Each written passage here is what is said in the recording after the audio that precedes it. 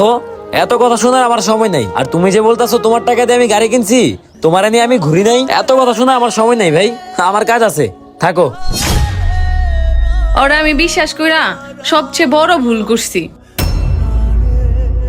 এটা আমি কি করলাম? এখন আমি কি করব? আচ্ছা যাই হোক, এখন আমি মানিকের কাছে যাই। মানিক কি আমার মাইনা নিব আবার? আল্লাহই জানে। কিরে তুই তুই আবার আমার বাড়ির সামনে আসছিস? তুই এখানে কি করিস? যা এখান থেকে। মানিক একটু শুনো আমার কথা। তুই তোর খালতো ভাইয়ের কাছে যা। তোর মতো মাইয়া আমার দরকার নাই। তুই আমার লাইফটাকে ধ্বংস করে দিছস। এই মানিক, আরে ভাইয়া তুমি এই জায়গায়? দেখ মানিক, তোর বিষয়টা বাবার কাছে সবকিছু শুনছি। রাস্তাঘাটে তোর বউকে মারতাছস, এটা তো ঠিক না।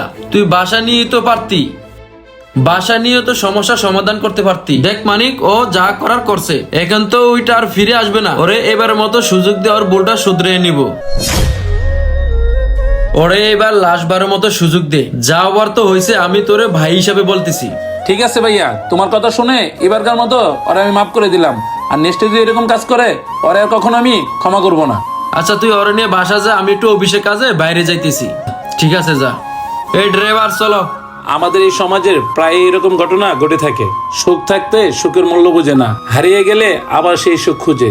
তো বন্ধুরা, আমাদের এই ভিডিও আপনার কাছে কেমন লাগলো? যদি ভালো লেগে থাকে তাইলে কিন্তু অবশ্যই শেয়ার করতে ভুলবেন না। ধন্যবাদ।